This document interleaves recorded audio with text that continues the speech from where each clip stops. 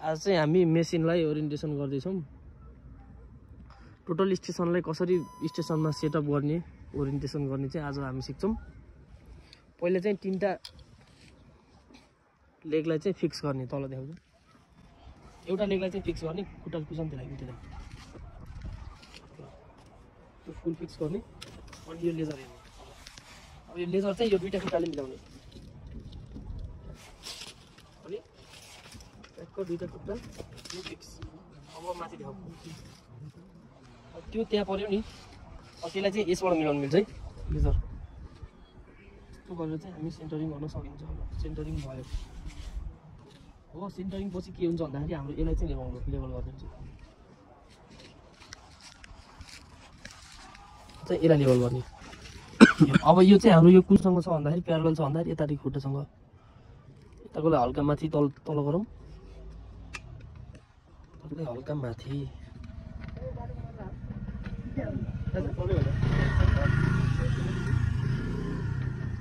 नजिक आइसक्यो।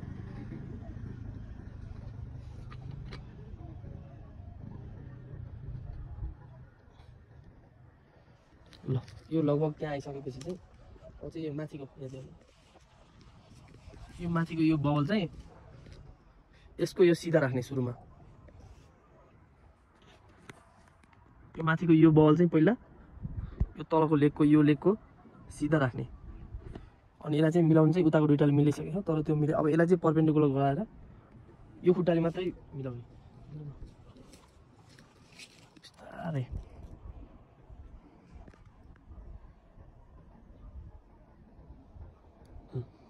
अब हामी यहाँ यो स्टारमा थिचेर टिल्ट सेन्सरबाट पनि हेर्नु मिल्छ है। लगभग हाम्रो लेभलमा आइसक्यो। अब यो हामी चाहिँ सधैँ यो XY चाहिँ यो टिल्ट सेन्सर चाहिँ अफको सट्टा हामीले अन गरेर राख्नुपर्छ। यो अन भयो भने चाहिँ के हुन्छ भन्दाखेरि आफै यो सेन्सरले चाहिँ एडजस्ट गर्छ माथि तल केही बिग्रियो। अब यो टिल्ट मिलिसकेपछि चाहिँ के गर्ने भन्दाखेरि सेन्टरिङ हेर्ने। सेन्टरिङ पनि ठिक छ, सेन्टरिङ पनि ठिकै छ। ल अब हामीले यसलाई के गर्छौँ भन्दाखेरि स्केप गरेर मेनुमा जाने, फाइल चुज गर्ने। यो फाइल हाम्रो यो छ। अब अकुपाई पोइन्ट, अब यो यहाँ हाम्रो यो जुन पोइन्टको छ नि त्यो चाहिँ राख्नु पऱ्यो। 1 गर्ने अकुपाई पोइन्ट, इनपुट 1 गर्ने। लिस्टमा गएर भर्खर त्यहाँदेखि यहाँ लेख यसको पोइन्ट।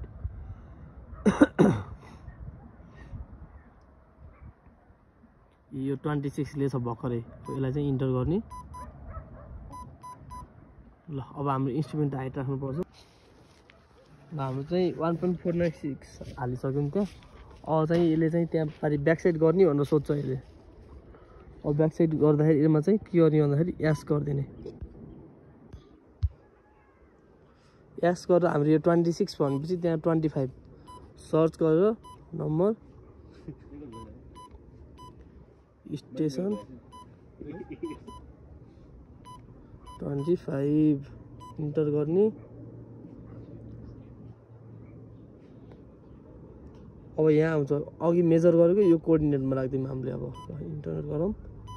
यो हाम्रो सब ठिक छ। ब्याक साइड भन्छ, यास गर्ने, चेक ब्याक साइड। अब चेक गर्नको लागि चाहिँ यो गन सर्ट चाहिँ त्यहाँ ब्याक साइडमा चेक गर्ने। त्यहाँ ब्याक साइड गर्ने है, त्यहाँ टार्गेट गर्ने।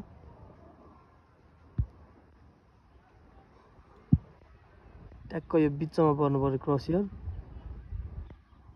टार्गेट गरिसकेपछि यास गर्ने। रिफ्लेक्टर हाइट चाहिँ त्यहाँ हाम्रो 1.4 छ, त्यो पनि राख्ने। अब मेजर गर्ने, हेर्ने। यहाँ त इरर आयो, टोक्ने साथी इरर आयो यार।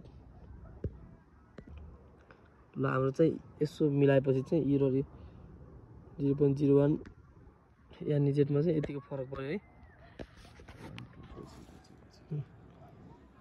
डी भनेको चाहिँ डेल है, डिफरेन्स। ल अब हाम्रो ब्याक साइड गर्न सकियो। अब चाहिँ इन्टर गरिदिने, यसलाई कम्प्लिट हुन्छ। अनि फोर साइडहरू अरू डाटा लिनुलाई चाहिँ 3 थिच्ने, 3 यहाँ लिएर अनि अब डाटा लिने। ल आजको लागि यति भयो।